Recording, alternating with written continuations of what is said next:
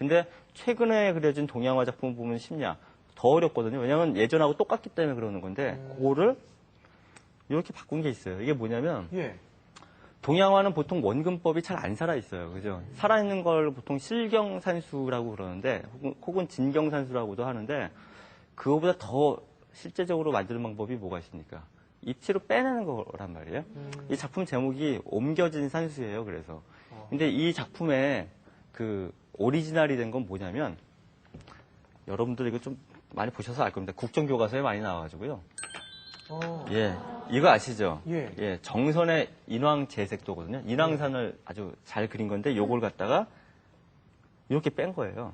그러니까 잡아 뺐어요. 그러니까 평면에 있었던 걸 갖다가 확 잡아 뺀 거예요. 그러니까 여기에 든 거는 소위 말하는 지필묵연, 그죠? 동양화를 그릴 때 쓰이는 그런 재료가 아니고 우리가 주변에서 흔히 보는 그거 뭐라 그럽니까? 하드보드지 같은 거 있잖아요. 그거랑 이 솜으로 이 구름도 만들고 이 사람도 이렇게 프라모델로 이렇게 좀 얹어놓고. 그러니까 예전 동양화에서는 그 사람들이 보통 그 선비들이 도포 딱 쓰고 그 목동에 이렇게 뭡니까 말인가 송가 이걸 끌고 가면 그 위에 딱 올라타가지고 자긴 편하겠죠. 끌고 가서 미치겠는데 그렇죠. 피리 불고 난리가 나는데 근데 그거는 우리 동시대 상황이 절대 아니잖아요. 그래서 물론 볼 때 여유를 갖고 볼 수 있어요. 아, 저 옛날 거니까 저럴 수 있다라고 할 수는 있지만 적어도 2006년도 현재 상황을 재현하지 못하거든요.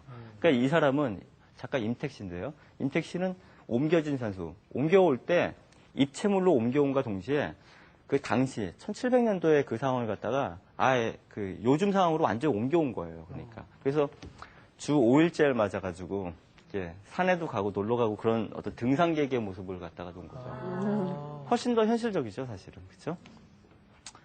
하나가 더 있는데요.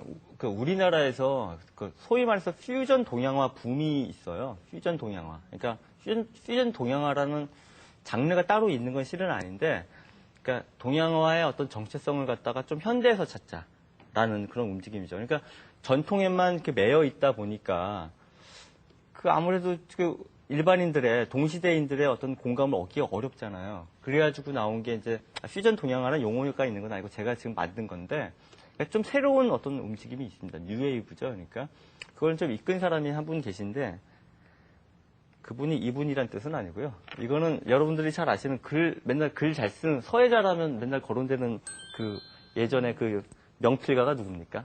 추사 김정. 미리 대본 보신 거 아니죠? 아는 분이 그분밖에 안 계세요. 그죠? 우리가 글 거의 알아보기 어렵죠. 이 작품은 부장난이란 그러니까 난을 그린 작품이거든요. 굉장히 추사 김정희 선생 작품 가운데 굉장히 유명한 19세기 작품입니다. 이거는. 근데 이거 멋있다고 하면서 우리가 보긴 보지만 이 역시 난이 또 좀 비쌉니까? 사실 우리 서민 입장에서는 구입하기조차 어렵고 이분이 친 그 난은 우린 정말로 보기도 어려울 텐데 이걸 갖다 새롭게 변형하는 방법도 있을 것 같단 말이에요. 그게 뭘까?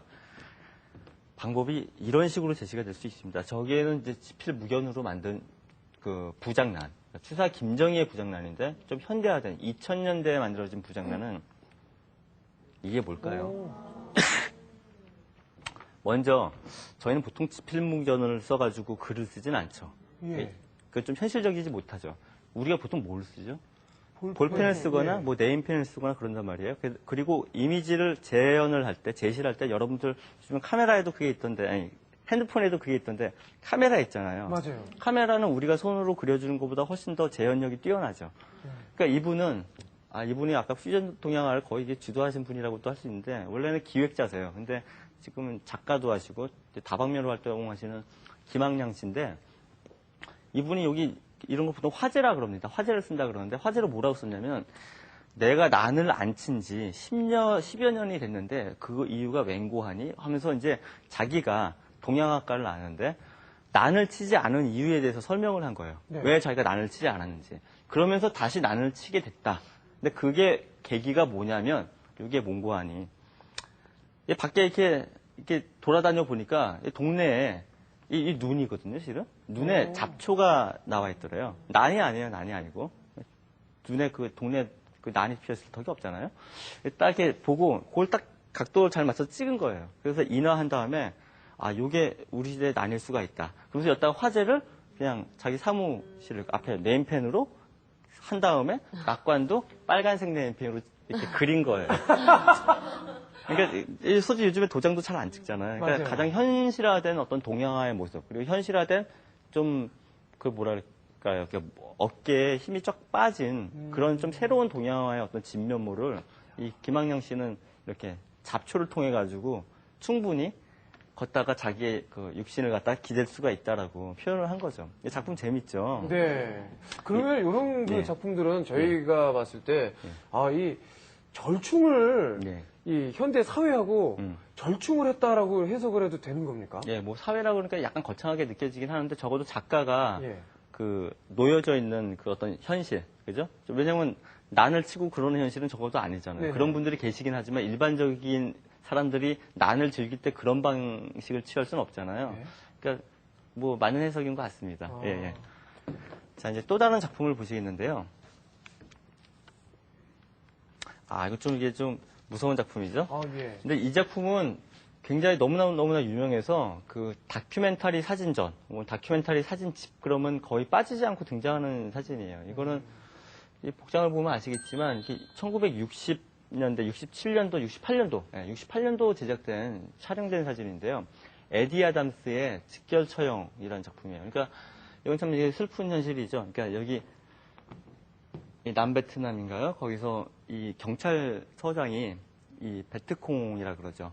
근데 베트콩에 의해서 이제 함락이 되잖아요. 근데 함락되기 훨씬 전에 이 베트콩의 간부를 잡고 총으로 딱 쏴서 죽이는 장면이거든요. 그러니까 이거는 발사가 이미 된 상태예요. 얼굴이 일그러져 있잖아요. 그러니까 이 속에서 이 뭡니까? 베트콩의 생과 사가 같이 있어요. 맞는 순간 바로 죽지는 않기 때문에. 하지만 우리가 보도자료로 받아봤을 때는 이 사람이 죽었다는 걸 알 수가 있죠. 그래서 이걸 통해 가지고 전쟁의 참상 같은 거를 우리가 깨닫고 이제 좀 슬퍼할 수 있는 건데 이걸 찍은 에디 아담스는 이걸로 굉장히 유명해지긴 했지만 굉장히 마음 아파했다 그래요. 왜냐하면 사진은 굉장히 무서운 힘을 갖고 있거든요.